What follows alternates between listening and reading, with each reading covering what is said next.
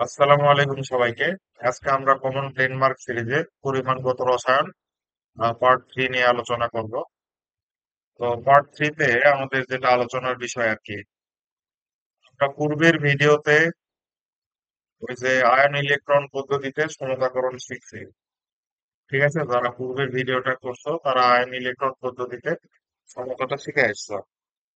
তো এখন আমাদের এই আয়ন ইলেকট্রন পদ্ধতিতে সমতাকরণের সাথে রিলেটেড একটা টপিক আছে, সেটা হচ্ছে যে কোনো একটা পদার্থকে যদি জারিত করি তাহলে K2CR7 এর কত মিলিলিটার প্রয়োজন বা ATSO4 এর কত মিলিলিটার প্রয়োজন, এরকম টাইপের একটা প্রবলেম আছে। এই প্রবলেম গুলো প্রতি বছরই পরীক্ষায় আসে। ঠিক আছে, তো কিভাবে সলভ করবা?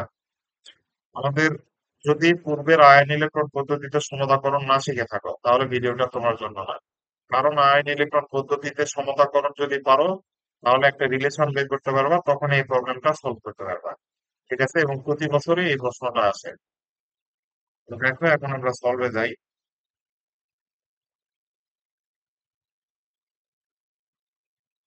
ক নাম্বারটা ক নাম্বারটা আমাদের আয়ন ইলেকট্রন পদ্ধতিতে সমাধান করতে বলছে। তো পূর্বের ভিডিওতে এটা সলভ করে দেয়া আছে, এটা দেখতে পারো। আর যেভাবে করাইছি আশা করি সবগুলো প্রবলেমে সলভ করতে পারবা, সেজন্য ক নাম্বারটা আর করে দিলাম না। তো ক নাম্বারে আমাদের বলছে কি, উদ্দীপকের বিজারক পদার্থটিকে জারিত করতে। এখানে বিজারক পদার্থ হচ্ছে এপিএসও কে জারিত জারিত করতে K2CR7 এর কত মিলিলিটার প্রয়োজন, অর্থাৎ এই যে এটার কত মিলিলিটার প্রয়োজন সেটা বের করতে হবে। তো আমরা তো এই যে ঘ নাম্বার যদি সলভ করি, আয়ন ইলেকট্রন পদ্ধতিতে সমাধান করছি না, যে K2CR2O7 এর সাথে যদি FeSO4 রিয়াকশন করে, সাথে আমাদের সালফিউরিক অ্যাসিড থাকে। ঠিক আছে, রিয়াকশন করে হ্যান্ডাল উৎপন্ন হয়। এখানে আমাদের 1 মোলের সাথে আমাদের এখানে 6 মোল FeSO4 বিক্রিয়া করে। তাহলে 1 মোল K2CR2O7 সমতুল্য 6 মোল FeSO4। এটা আমাদের আগে রিয়াকশন করে বের করে নিতে হবে। ঠিক আছে, এখন আমাদের যে সূত্রটা দিল সেই সূত্রটা টাইট্রেশন বা এই জারিত করে যখন তখন ইউজ করতে হবে। সূত্রটা কি, যে V1M1 ডিভাইডেড বাই V2N2, উপরে ধরে নাও K2CR2O7 এর ইনফরমেশন লিখছি, আর নিচে ধরে নাও ATS উপরে লিখছি। আর উপরে কি লিখবা, লবে এই পাশে ইকুয়াল দিয়ে লবে লিখবা হচ্ছে এটা কয় মোল রিয়াকশন করতেছে, 1 মোল, তাহলে লিখবা 1। এফএস উপর কয় মোল রিয়াকশন করতেছে, 6 মোল, তাহলে লিখবা 6।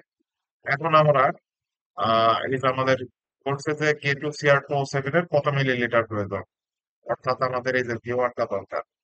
তাহলে V1 equal 1 divided by 6 V2N2 divided by M1। এখন ইনফরমেশন গুলো বসাই দিলে আমাদের খেলা শেষ। তাহলে 1/6 M1 এর ভ্যালু কত? M1 হচ্ছে কিসের ইনফরমেশন? K2CR2O7 এর ইনফরমেশন।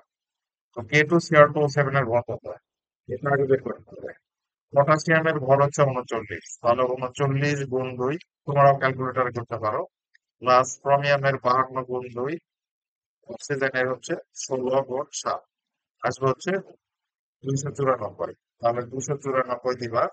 কিন্তু V2N2 অর্থাৎ এপিএস উপরের আয়তন ঘনমাত্রা দরকার, কিন্তু এখানে আয়তন ঘনমাত্রা দিয়ে দেয়নি। তো আয়তন ঘনমাত্রা দিয়ে দেয়নি, তাহলে কিভাবে বের করবা? তো শুধু ডাব্লু দিয়ে দিতে, তো ডাব্লু ইকুয়াল দিছে 1 গ্রাম। তাহলে এই বিএম এর ভ্যালু কই পাবা? দেখো, এটা বের করার উপায় আছে। আমরা কি জানি, মোল সংখ্যা ইকুয়াল ভি এম লেখা যায় না, মোল সংখ্যা equal n equal v m, equal লেখা যায় ডাব্লিউ বাই এম।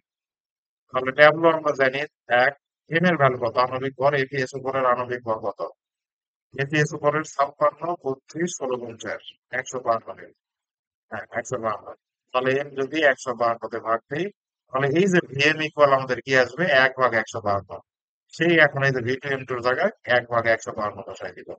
তাহলে কিন্তু আমাদের ভিএম লাগলো না, শুধু এই যে ট্যাবলো দিয়ে আছে ওটা দিয়েই আমরা V2M2 ভ্যালু একবারে বের করে ফেললাম। এটা যদি ক্যালকুলেট করি এখন,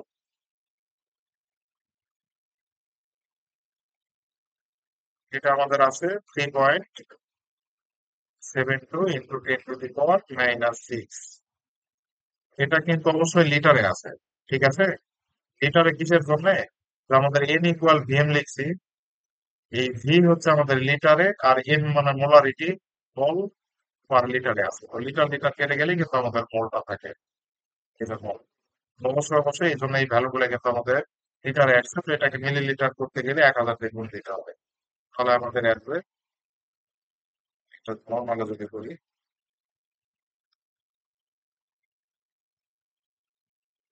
আচ্ছা এই যে এরকম আসবে 3.72 ইন্টু 10⁻³ মিলিলিটার। এত মিলিলিটার আমাদের প্রয়োজন হবে। ঠিক আছে? তো আশা করি বুঝতে পারছো।